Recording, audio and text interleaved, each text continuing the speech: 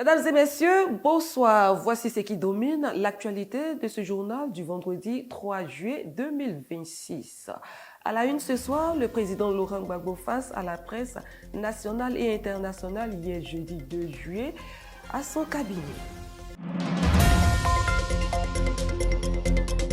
La présidente de l'école du parti en parfaite harmonie avec ses anciens collaborateurs.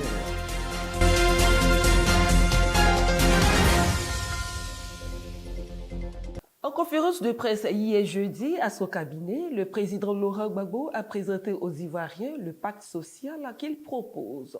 Le référent politique du PPACI a notamment fustigé une justice ivoirienne qui, selon lui, s'éloigne des populations à cause de verdicts controversés. Françoise Rabé était témoin de cette conférence.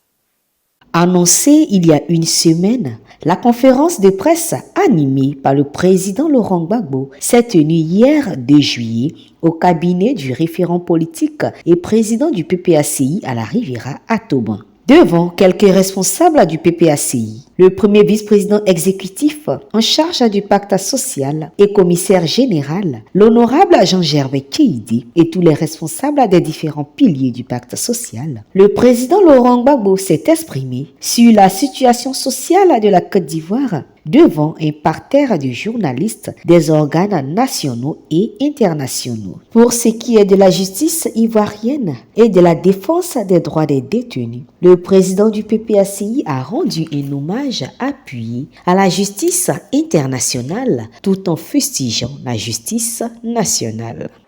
Je suis content d'avoir été là-bas parce qu'on m'a jugé. Parce que si on m'avait mis en prison ici, au bout d'une semaine, ça reste fini, ça. Condamné à 25 ans ou bien à perpétuité. C'est ça aussi. Quand moi je suis pour que nous jugions nos compatriotes sur place. Mais en même temps, le spectacle que nous offre la justice, là, ce spectacle-là n'est pas bon. Là-bas, on m'a jugé.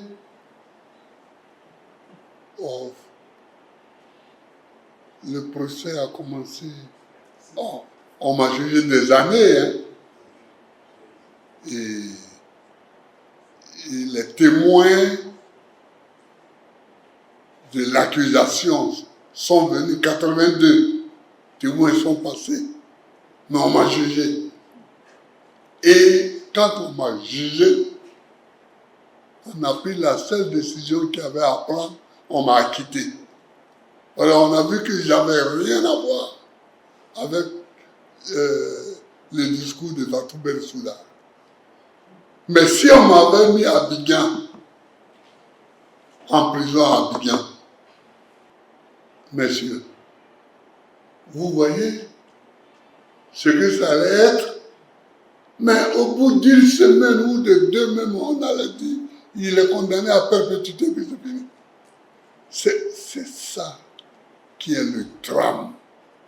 Il faut que nos appareils de justice, nos juges, soient des juges et non pas des envoyés du pouvoir. En Côte d'Ivoire, approcher le président Laurent Gbagbo est devenu problématique au point d'être privé de liberté. C'est le cas des prisonniers d'opinion depuis la crise liée au non au 4e mandat. À cette justice ivoirienne désormais aux ordres et politisée, le président Laurent Gbagbo demande la transparence et la clairvoyance pour dire le droit. Trop, c'est vraiment trop. Trop, c'est vraiment trop. Ce que le régime fait, le pauvre petit Ziki, est-ce qu'il sait même pourquoi on le condamne à 5 ans de prison? Est-ce qu'il sait même? Des jeunes gens qui prennent leur téléphone et et qui jouent avec leur téléphone. Ils font des débats et des débats entre eux au téléphone, les réseaux sociaux. Mais c'est leur affaire. Cette habitude qu'a le procureur de dire, ah oui, ça, on ne doit plus en parler. Ça, on ne doit pas en parler. Mais pour ton affaire est pour toi. Quand tu es procureur, si quelqu'un fait une faute, bon, tu le convoques. Mais de dire ça, on ne doit plus faire ça. Ça, on ne doit pas parler de ça. Ça, pourquoi? Pourquoi? Vous comprenez? Si c'est parce que j'ai parlé de lui qu'on l'a condamné, en fait, c'est moi qu'on a condamné comme ça. On a pris du qui, on l'a condamné, mais en fait, c'est moi qu'on a condamné. Alors, c'est tout ça qui n'est pas sain. De ces deux registres, piliers justice sociale et des services publics, la camarade Abiba Touré en a la charge. Droits de l'homme et protection des détenus sera l'affaire du secrétaire général adjoint Patrice Couté. Durant sa conférence de presse, au procureur de la République, aux magistrats et à tous les hommes et femmes du droit, le président Laurent Gbagbo a demandé d'être réellement indépendant vis-à-vis des politiques et à être au service de la population ivoirienne tout en disant effectivement le droit. Car la Côte d'Ivoire est devenue une république de condamnation à 20 ans de prison. Et plus de 1600 prisonniers continuent de croupir dans les geôles du pouvoir ivoirien. Toujours au cours de cette conférence de presse, le président Laurent Gbagbo a détaillé les piliers de son projet pour la Côte d'Ivoire. Le pilier décentralisation et développement local sera porté par le maire de Tabou, Wallo Jean-Luc. Le président a proposé une solution de développement durable et de proximité entre les populations et leurs élus. Françoise Rabé. Quelle politique de décentralisation pour la Côte d'Ivoire? En 2010, le président Alassane Ouattara promettait 5 universités en 5 ans, 5 centres hospitaliers urbains en 5 ans. 15 ans plus tard, combien d'universités publiques avons-nous et construites par le pouvoir RHDP? Elles ne valent pas 5. Combien d'hôpitaux avons-nous? La question reste posée. La disparité et le découpage électoral entre les villes du Nord et celles du Sud s'accentuent. Les mairies pullulent au nord du pays, les départements, plus de députés, pendant que le centre, l'ouest, le sud et l'est du pays restent fortement marginalisés. Au nord de la Côte d'Ivoire, là où une population de plus de 3000 habitants bénéficie d'une mairie et même d'un député. Dans les autres régions du pays, l'on trouve un député pour 5 voire 6 départements. C'est le cas du député de Fakobli, Bleu-Lequin et de Ouragaïou. Les sous-préfectures désignées sur papier attendent toujours d'être prises en compte dans les élections législatives et municipales. Le président Laurent Gbagbo conseille donc une prise de décision vraie de nos gouvernants, ainsi que des conseils départementaux pour une meilleure proximité entre les populations et leurs responsables. Les conseils généraux du département, les conseils généraux du département, disons les conseils départementaux, si vous voulez, en lieu et place des conseils régionaux. On a discuté, et puis on est tombé sur ça. Pourquoi? Les conseils régionaux, c'est une chose qu'il faut faire, mais il faut faire les conseils départementaux d'abord. Et c'est un certain nombre de départements qui se regroupent pour former un conseil régional. Parce que si vous ne faites pas de conseils départementaux, vous ne construisez pas de collège. Écoutez, chez moi, dans le Gord, on a aujourd'hui Gagnoa, Oumé, Divo, Lakota. Hein?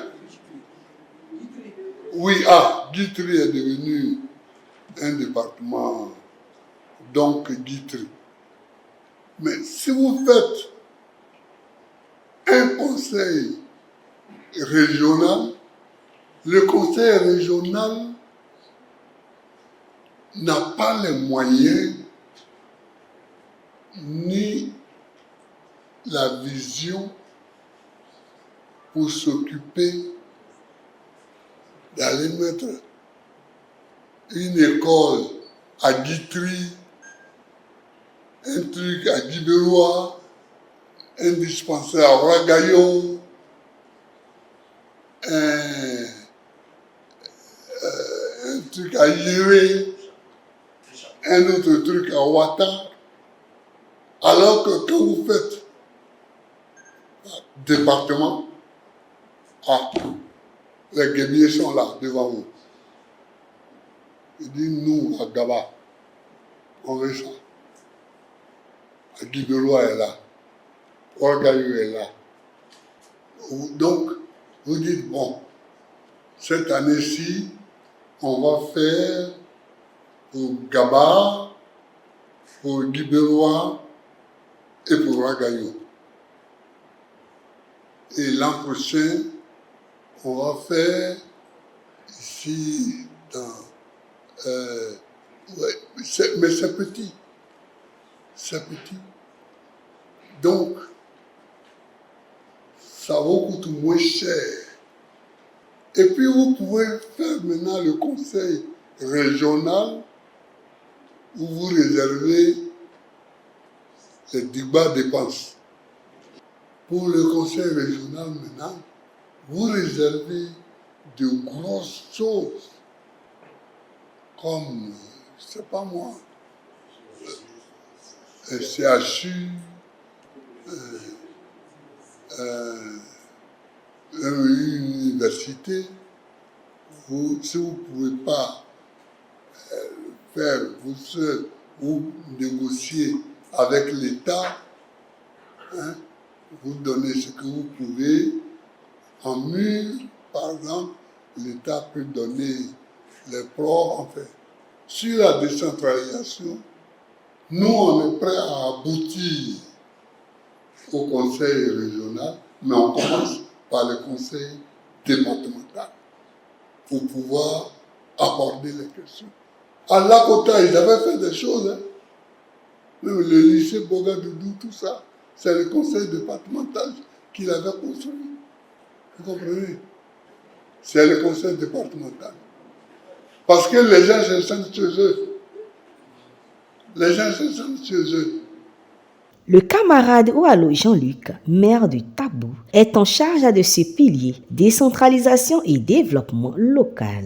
Il sera donc chargé de parcourir toutes les régions et départements de Côte d'Ivoire afin de proposer au PPACI une politique de décentralisation fiable pour le bonheur des populations ivoiriennes. Aux dirigeants actuels de la Côte d'Ivoire, le président Laurent Gbagbo, à travers ce pilier, s'est adressé. Le développement de la Côte d'Ivoire ne s'arrête pas à Abidjan. Après la ville d'Abidjan, il existe toujours des villes au-delà du district autonome d'Abidjan. Les villes de Mans, Danani, Sipilou, Gagnoa, Ouragaïou, Oumé, Toulepleu, Bleu-les-Quins et Taï attendent toujours d'être développées. Elles attendent toujours d'être développées, car il est impensable qu'en 2026, après 15 ans de gouvernance sans partage, il existe toujours des zones et des régions de la Côte d'Ivoire qui attendent le bitume. Car ne dit-on pas, la route précède le développement. Et puisque les zones de l'ouest du pays restent toujours enclavées, un appel est donc lancé à ses dirigeants qui, au lieu d'organiser les cérémonies d'hommage au président de la République, gagneraient plus à se pencher sur le développement de leur population et de leur localité. Autre pilier important de ce pacte social à évoquer lors de la conférence, l'emploi des jeunes et entrepreneuriat, un pilier confié à Fabrice Lago. Le pilier emploi des jeunes et entrepreneuriat fait partie du pacte social du président Laurent Gbagbo. Il est confié au secrétaire général adjoint Lago Fabrice dit Sibeko. Au cours de sa conférence de presse, le président Laurent Gbagbo a abordé le sujet de l'emploi des jeunes et l'entrepreneuriat. Pour le conférencier, la fonction publique ne peut absorber tous les jeunes en âge de travailler. C'est pourquoi il faut privilégier l'entrepreneuriat. Et son expérience en la matière est plutôt encourageante. Quand tu es au pouvoir, tu ne peux pas distribuer l'argent. Donc, je ne leur demande pas de distribuer l'argent de l'État aux gens, mais de mener des politiques pour que chacun puisse gagner un peu. Regardez, aujourd'hui, il faut dire la vérité aux jeunes que la fonction publique ne peut pas prendre tous les jeunes. C'est pourquoi nous avions créé la BNI, Banque nationale d'investissement. C'est nous qui avions créé ça. On avait créé la BNI pour que la BNI soit une banque de l'État qui puisse prêter à tous les jeunes gens qui ont un certain niveau s'ils veulent faire quelque chose, s'ils veulent faire un petit emploi, créer.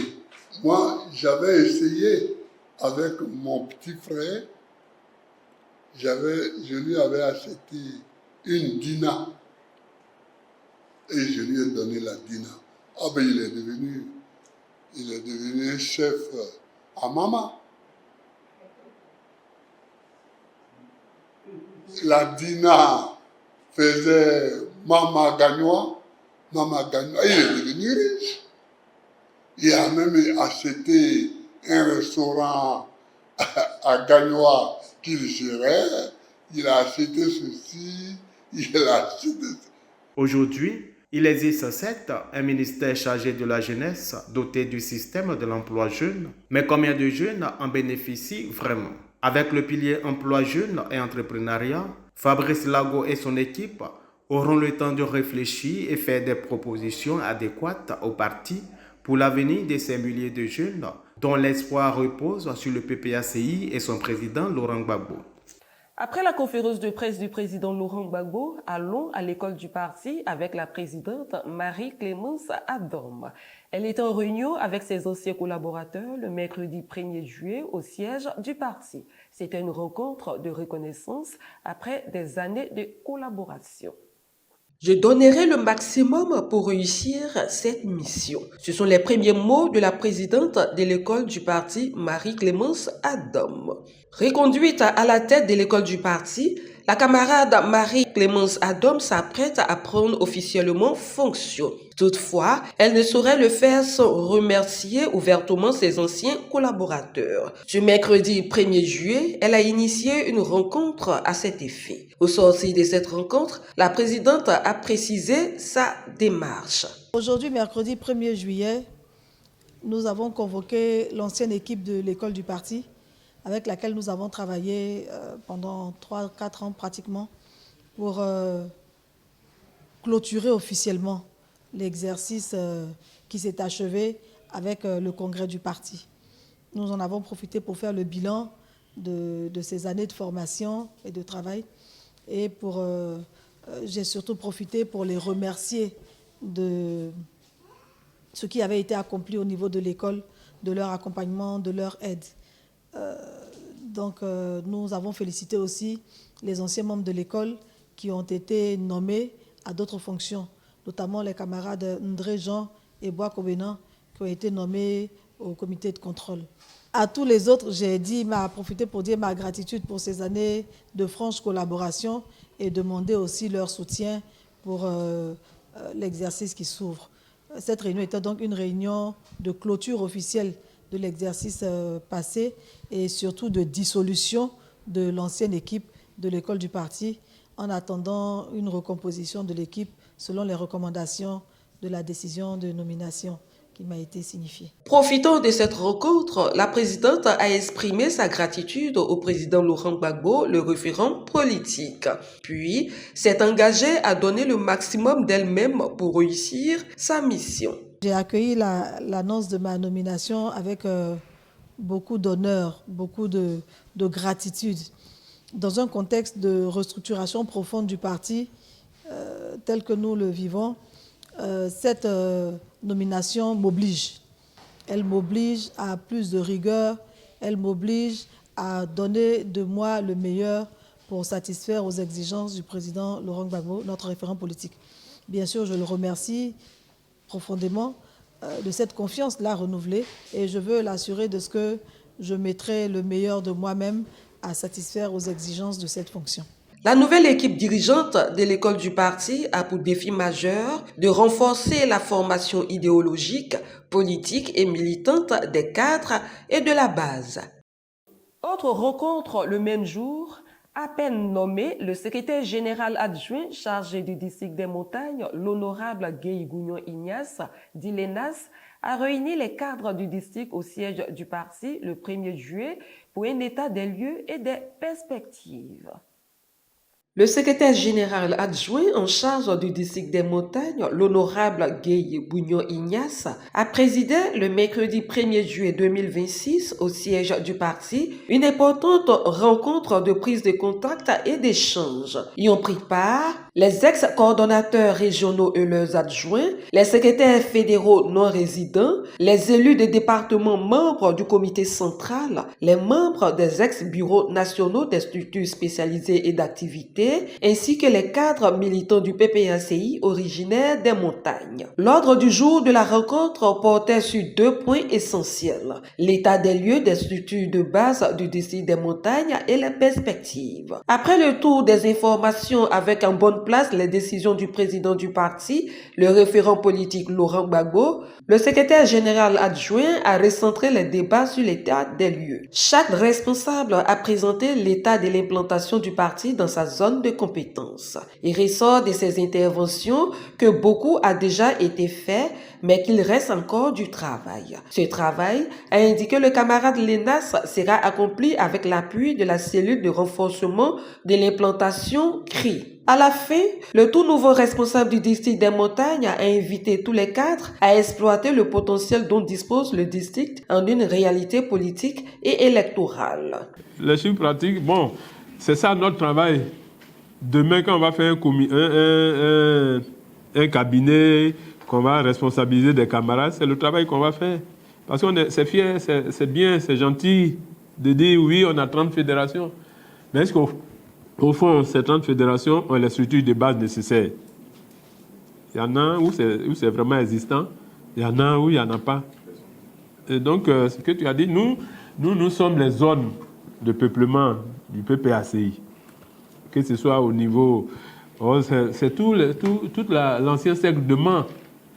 À part les difficultés que nos frères ont dans le Tonkmi, que ce soit dans le Cavali, que ce soit dans le Guémon, mais nous sommes majoritaires. Le travail qu'on a à faire, c'est de transformer cette majorité sociologique-là en réalité des urnes. C'est-à-dire amener nos camarades là à avoir des pièces et puis voter.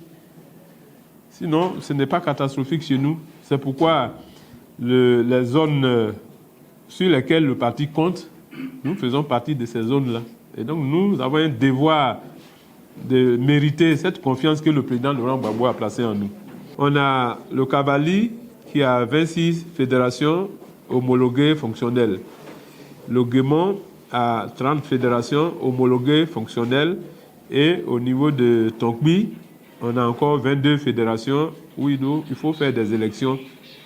Alors donc, avoir de près notre travail en tant que secrétaire général chargé du district, nos premières missions, ça sera dans le Tonkmi. Et ça, prions Dieu que jusqu'à mi-juillet, on ait les moyens nécessaires pour aller. Et donc, par rapport à ça, incessamment, j'inviterai les cadres du Tokbi pour qu'on voit ensemble dans quel dynamisme on peut se mettre pour vraiment atteindre cet objectif de faire une tournée de terrain avant la fin du mois de juillet. En ce qui concerne les perspectives, le camarade Gaïl Lenas appelle tous les responsables à poursuivre le travail pour atteindre l'objectif fixé par le parti. Notre première mission, c'est tous les cadres, que tu sois des cavaliers, que ce soit du Guémon, c'est nous tous, on va descendre sur le terrain pour aider nos camarades du Tokbi. Et on va faire les 5 départements, on va faire la tournée dans les 5 départements. Et cet état de lieu-là, c'est pourquoi j'ai dit à mon ami Sandé que on n'est pas pressé. Quand on va arriver à Biancouma, on aura toute la documentation et avec les hommes en face de nous. C'est ça, l'état des lieux sur le terrain. C'est ce qu'on fait là, on prépare nos missions sur le terrain. Au vu de la mobilisation des responsables, le district des montagnes est prêt à relever le défi. C'est ici que nous mettons un terme à cette édition. Le parti avance, la mobilisation continue. Très bonne soirée à toutes et à tous. Au revoir.